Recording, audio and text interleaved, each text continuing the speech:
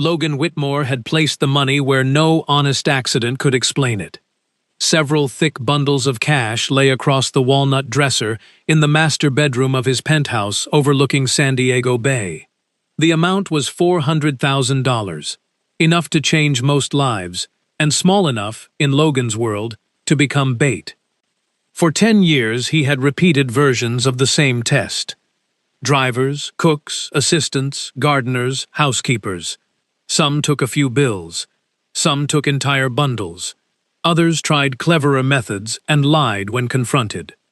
47 employees had failed. Logan had eventually stopped feeling disappointed. Failure simply confirmed what he already believed. People were decent only when honesty was convenient. That morning, his newest housekeeper arrived. Catherine Owens was 29 years old, hired through a cleaning service in Chula Vista. Her shoes were worn, her blue uniform had been repaired carefully at one sleeve, and she carried a bucket in one hand and a professional window squeegee in the other. She had barely crossed the entrance before catching her shoe on an expensive rug. The bucket tilted.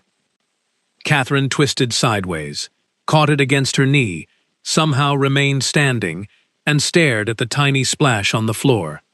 Then she looked at the squeegee. Riley, nobody saw that.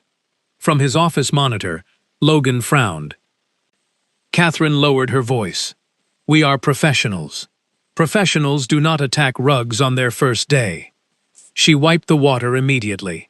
And if anyone asks, the rug started it. Logan almost smiled. Almost.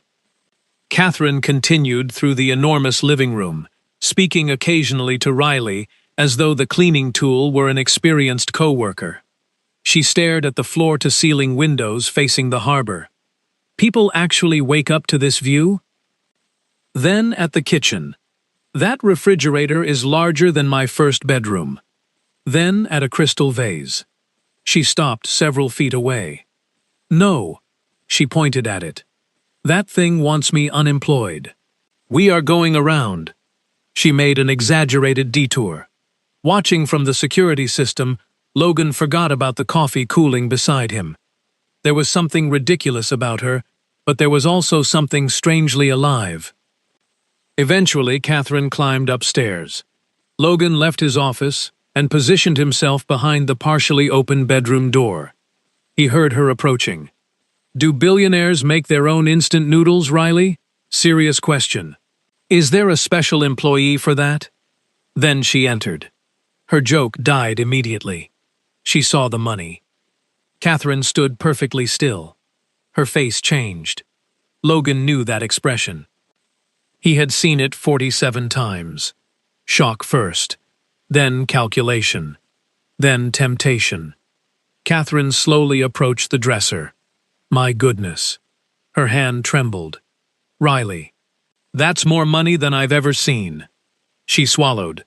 That could pay Megan's tuition, Mom's old medical debt, everything. From behind the door, Logan hardened. There it was. The justification. Catherine reached toward the cash. Logan closed his eyes briefly. But no bills disappeared. Instead, he heard paper moving carefully. He looked again. Catherine was organizing the money. Every bundle had been scattered deliberately. She straightened them, aligned loose bills, checked the totals, then pulled a worn notebook from her pocket.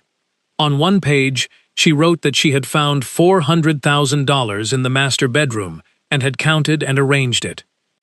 Then she signed her name. Logan stared. Catherine placed the note on top. She did not leave immediately. She closed her eyes and folded her hands. Thank you for this job, she whispered. You know how badly I need it. Please help me remember that needing something doesn't make it mine. Logan felt something tighten painfully inside his chest. Catherine continued. Mom always said character is what you do when nobody is watching. I hope I never forget. She opened her eyes, picked up Riley and exhaled. Come on, before I start crying at work. She turned toward the door and found Logan standing there. Catherine screamed. She stumbled backward into her bucket. Water surged across the floor, and directly over Logan's handmade shoes. Silence. Catherine looked down, then up, then at Riley. "We have achieved something historic," she whispered. "Fired before lunch." Logan looked at the soaked shoes, then at the carefully stacked money, then at the note. "You're not fired." Catherine blinked. "I'm not?" "No." He stepped through the water. "In fact, Catherine, I'm offering you another job." Her eyes widened. "What kind?" "My personal household assistant." She stared at him. Then at Riley. Then back at him. Is this some rich person way of saying I'm being escorted out? For the first time in years, the corner of Logan Whitmore's mouth moved upward. "No." He looked at the money. "You passed." Catherine learned about the test several minutes later and reacted exactly as Logan had not expected. "You left $400,000 lying around to see whether I'd steal it." "Yes." "And 47 people before me took something?" "Yes." Catherine stared at him. "Have you considered that using a fortune as bait might also be slightly strange behavior?" Logan folded his arms. "It worked. So does putting cheese in a mousetrap. That doesn't mean you should use a sports car as the cheese." His almost smile returned. She noticed. That frightened her more than the money. 3 days later, Catherine officially became the household assistant for Logan's La Jolla penthouse. Her salary tripled, her health insurance improved, and for the first time in years, she could help Megan without calculating every grocery purchase beforehand. Her duties were manageable, coordinating maintenance, organizing deliveries, maintaining household schedules, and keeping Logan's private residence functioning. The true enemy was the imported espresso machine. Catherine distrusted it immediately. One evening, while emotionally unsettled for reasons she refused to examine, she approached it. "Riley, we're only pressing one button." Riley offered his usual silence. "Exactly. Confidence." She pressed one button. The machine hissed. Another light flashed. Then steam, coffee, and milk foam erupted across the counter. Catherine shrieked. Logan came running from his office and stopped in the kitchen doorway. Catherine stood covered in foam, holding Riley defensively. The machine attacked first. For several seconds, Logan said nothing. Then he laughed. Not politely, not briefly. He laughed until he had to place one hand on the counter. Catherine stared at him. "You have no loyalty." "I'm sorry." "You don't sound sorry." "I'm not." He took a towel and began helping her. "You are a complete disaster." "I've mentioned that." Their eyes met. For a moment, the distance between employer and employee became strangely unclear. Then Logan's phone rang. He looked at the screen. His expression closed instantly. Brooke. Catherine pretended not to notice. The next afternoon, Brooke Anderson arrived without an appointment. She was 32, elegant, blonde, perfectly dressed, and completely at ease inside Logan's home. "Logan, darling." Catherine looked toward the office. Logan emerged, visibly tense. "What are you doing here?" "Visiting. I told you not to." Brooke ignored the warning and touched his arm. Then she finally noticed Catherine. Or rather, she looked through Catherine. "Could you bring us champagne?" Catherine felt heat rise behind her ribs. Before she could answer, Logan said, "Catherine is my assistant, Brooke, not your servant." Brooke smiled. "Assistant?" "Yes." "Since when?" Catherine answered, "Since he promoted me from housekeeper." Brooke's expression changed immediately. A housekeeper. The contempt was gentle enough to sound civilized. Catherine smiled back. Apparently, honesty is considered a transferable skill. Logan covered what might have been another smile. Brooke stayed. She ordered sparkling water as though Catherine belonged to her. Catherine brought it only because leaving the room seemed preferable to committing an employment-ending offense. As she returned, Brooke stood suddenly. Her elbow struck the tray. The glass fell and shattered. "Oh," Brooke said. "How careless." Catherine looked at the broken crystal, then at Brooke. "Accidents happen." Brooke smiled. Catherine added, "Especially the planned ones." Silence followed. An hour later, Brooke finally left. Logan remained near the window. "I'm sorry." "For what?" "The way she treated you." Catherine shrugged.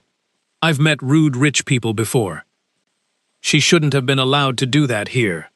Catherine studied him. "Why did you let her stay?" Logan looked toward the harbor. "Because part of me is still trying to understand why she came back." "Do you want her back?" His eyes found Catherine's. "No." That answer arrived too quickly to be rehearsed. Later, Catherine cleaned an already clean counter while whispering to Riley. "We have a problem." Logan walked past without his jacket. Catherine lost her train of thought. A serious problem. That evening she admitted the truth only to an inanimate cleaning tool. She was beginning to care about her employer. And Logan, alone in his office, was beginning to realize that Catherine's laughter had made his enormous home feel less empty. The following week, Logan announced that Catherine would accompany him to a business dinner. She dropped a stack of mail.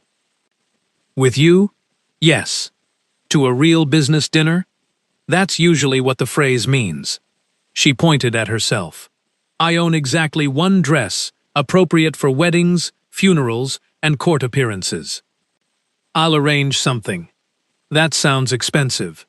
"It probably will be." "And why exactly am I going?" "Because investors trust people who don't sound rehearsed. I compare financial decisions to grocery shopping." Precisely. The navy dress arrived the next afternoon. By evening, Catherine stood before her mirror, stunned by a version of herself she barely recognized. She carried Riley hidden inside an oversized garment bag until Megan discovered him. "You're taking the squeegee?" "Moral support." "To a luxury restaurant?" "Don't judge our friendship." At the restaurant, Catherine immediately caught a heel on the carpet. Before she fell, Logan caught her at the waist. "I told you I'd catch you." She looked up at him. For several dangerous seconds, neither moved. Then an older investor approached. "Whitmore. And this must be your date." "My assistant," Logan corrected. The investor smiled knowingly. Of course. Dinner should have terrified Catherine. Instead, she became the table's most memorable person. When several executives spent too long discussing complicated projections for a waterfront development, Catherine finally said, "So you're spending an unbelievable amount of money based on calculations, research, and the hope people behave roughly as predicted." The table went quiet. "That's oversimplified," one man said. "Good, because it sounds exactly like baking from an online recipe." The oldest investor laughed. Catherine continued. "You follow instructions, measure carefully, trust the process, and sometimes the cake still collapses." Another executive nodded slowly. "She's not entirely wrong." "Thank you. My expertise includes both collapsed cakes and collapsed shelving." By dessert, everyone was laughing. Logan watched her differently. Then Brooke arrived. She approached the table in a red dress and diamonds. What a coincidence!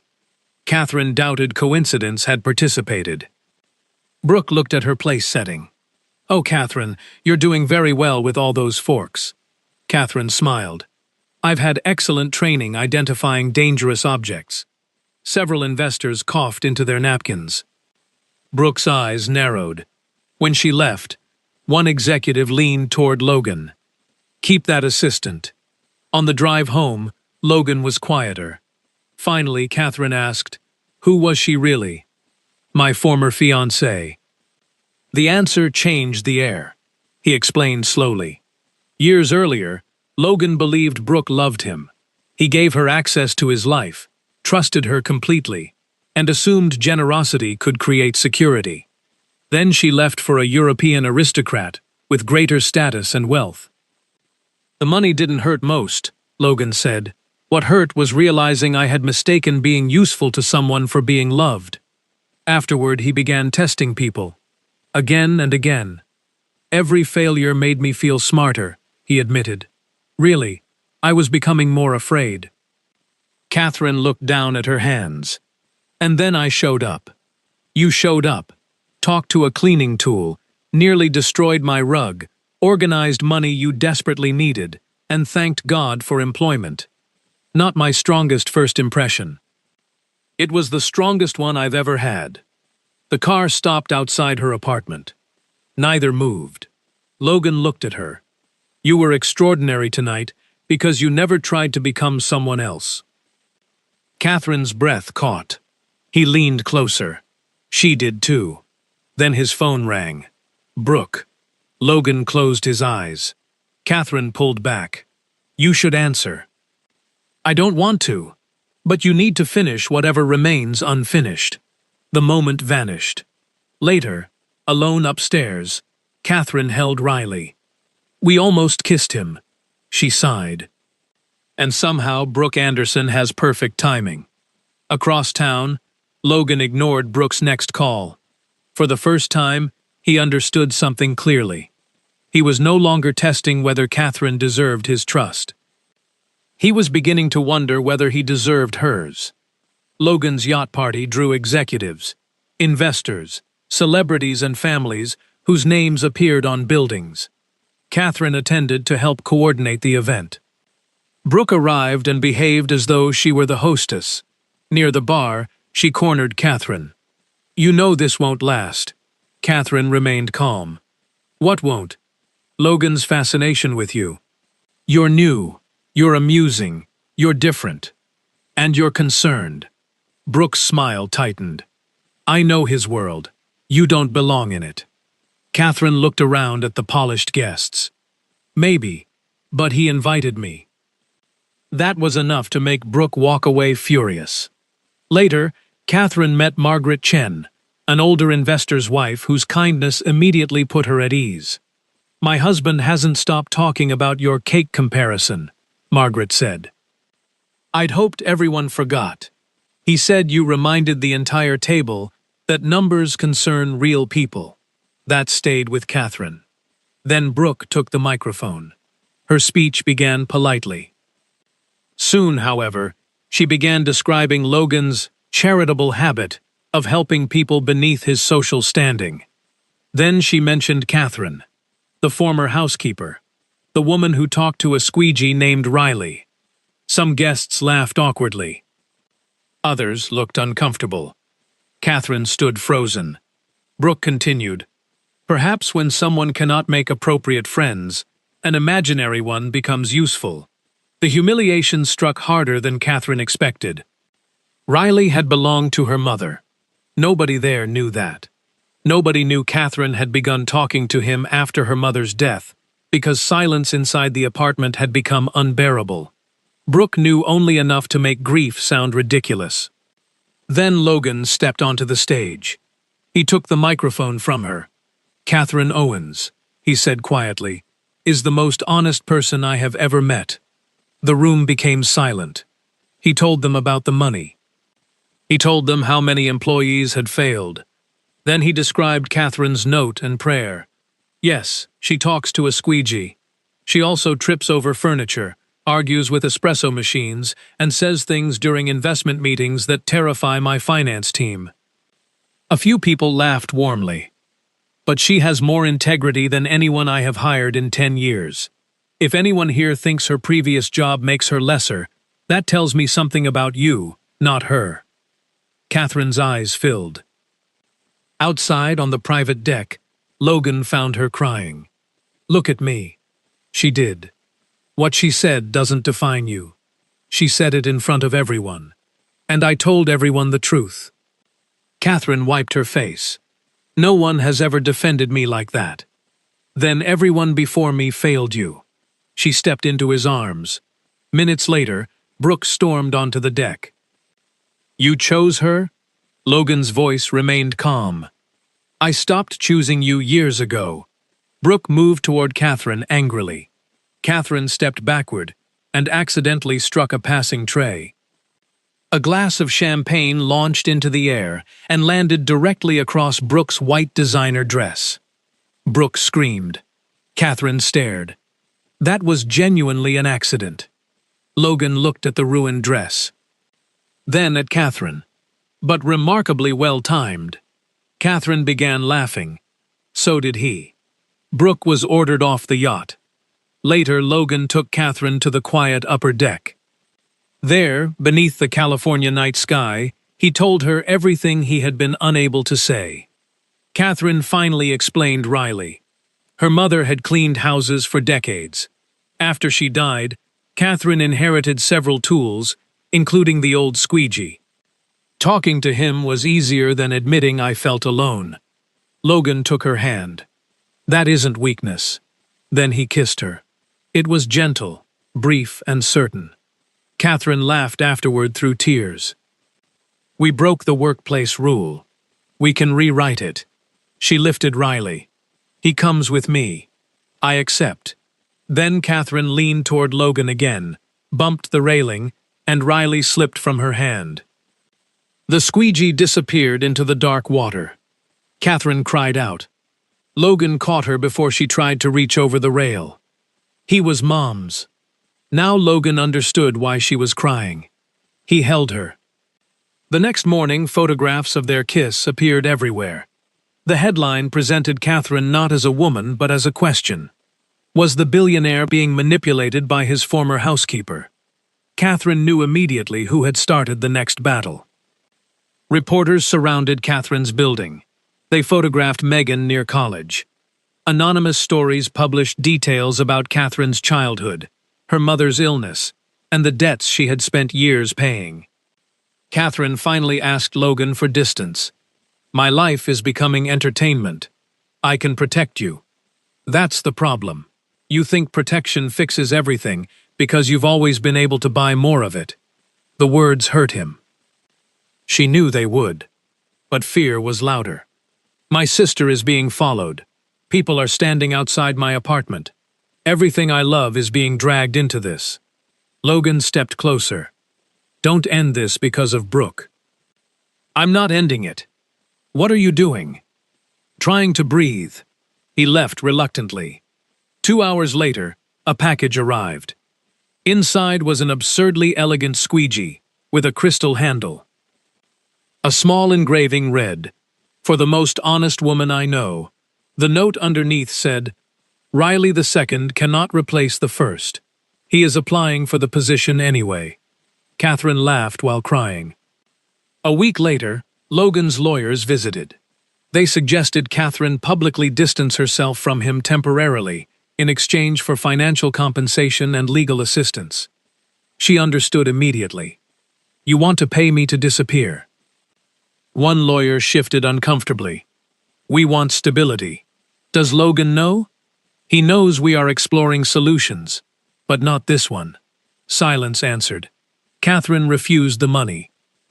When Logan discovered what had happened, he arrived furious. I'll fire them. No. They offered to buy you.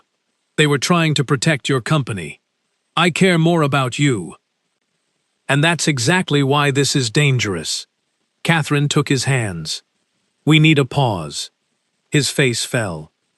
Please don't call it an ending. It isn't. Promise me. I promise. She moved temporarily into Meghan's home. The headlines quieted. Then photographs appeared showing Logan at dinner with Brooke. Catherine stared at the images late into the night. Logan looked miserable. Brooke looked victorious. Meghan found Catherine awake the next morning. You believe the pictures? I don't know what I believe. Yes, you do. Catherine looked at her younger sister. Meghan squeezed her hand. You raised me after Mom got sick. You worked 3 jobs. You don't quit because you're scared. I'm not enough for his world. Then his world is the problem. That afternoon, Brooke arrived. She entered Meghan's small home with the confidence of someone accustomed to crossing boundaries. I'll make this simple, Brooke said. She offered Catherine $500,000 to disappear permanently. Catherine refused. Then Brooke mentioned Megan's scholarship. She suggested that anonymous allegations could trigger an investigation, even if the allegations were false. Catherine went cold. "You're threatening my sister." "I'm giving you choices." When Brooke left, Megan was frightened.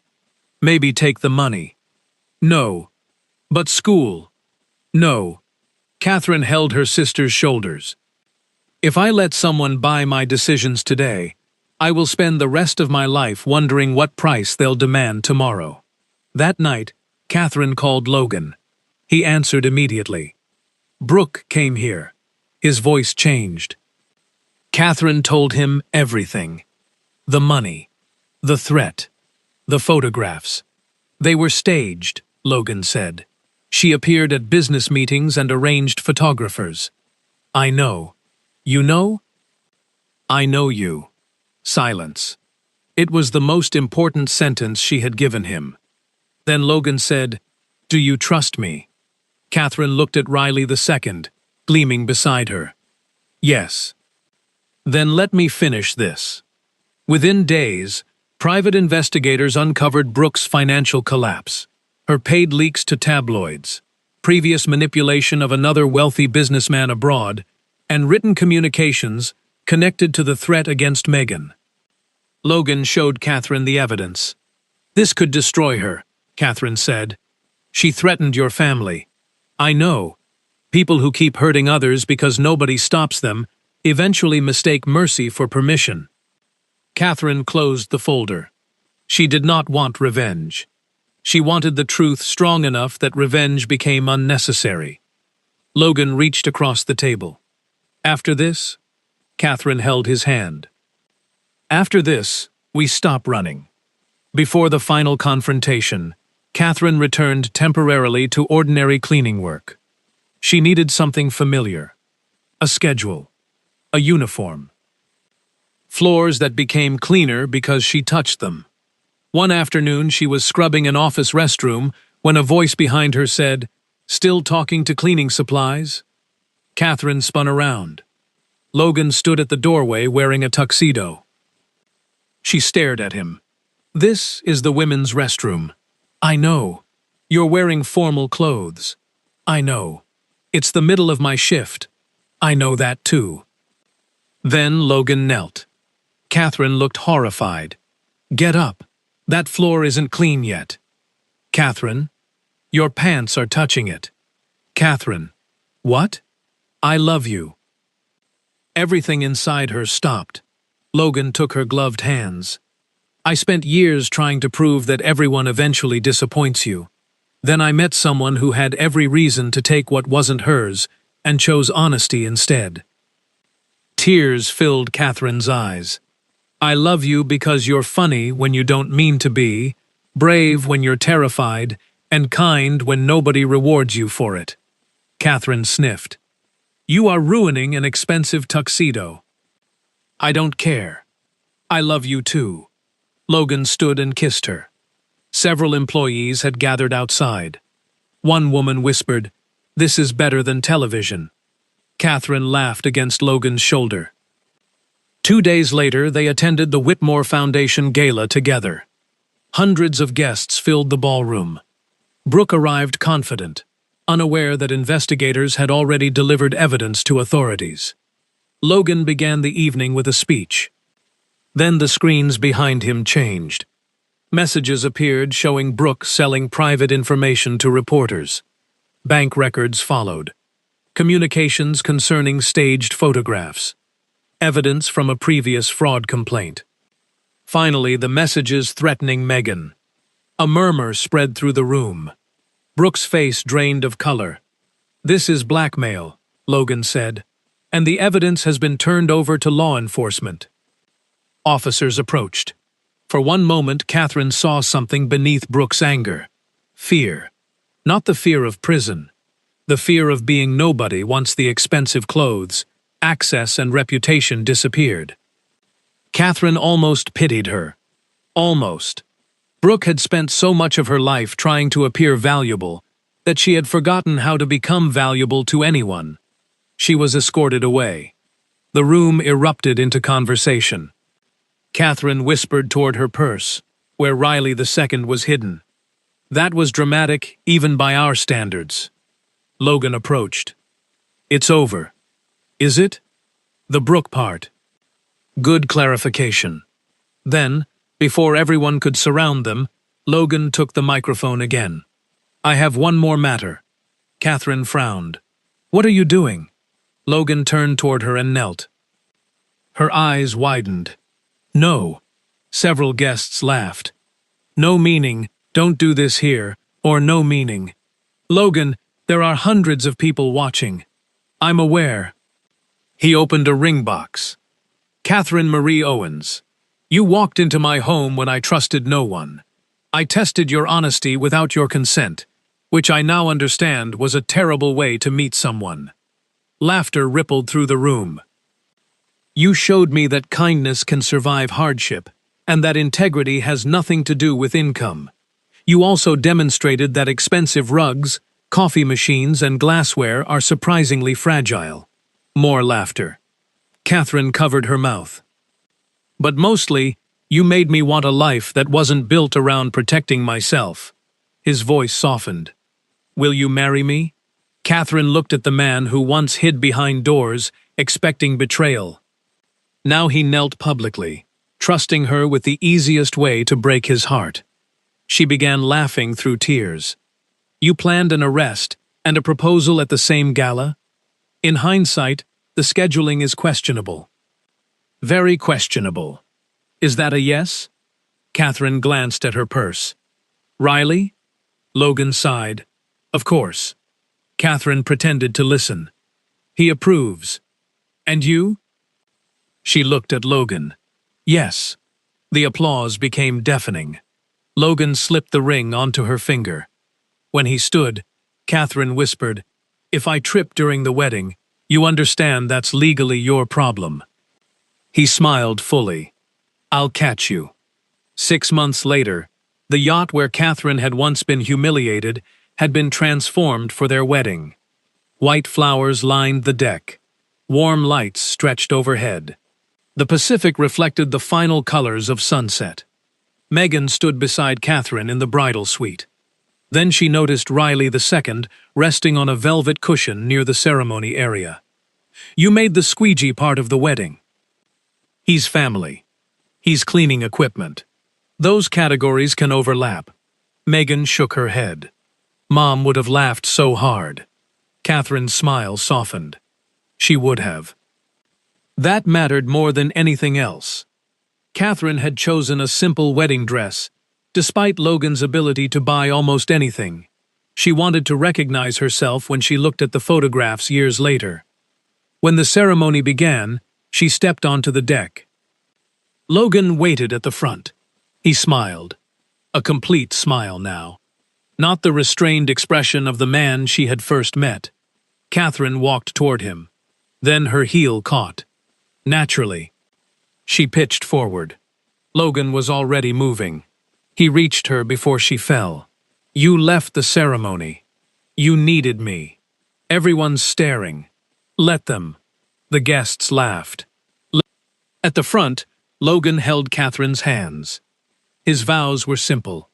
"When I met you, I thought trusting people was foolish. I thought suspicion made me intelligent. I confused being guarded with being strong."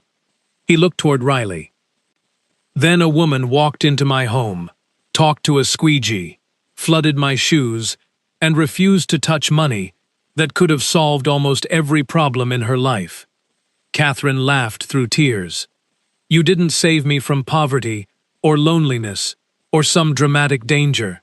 You saved me from the version of myself that believed disappointment was the only possible ending." He squeezed her hands.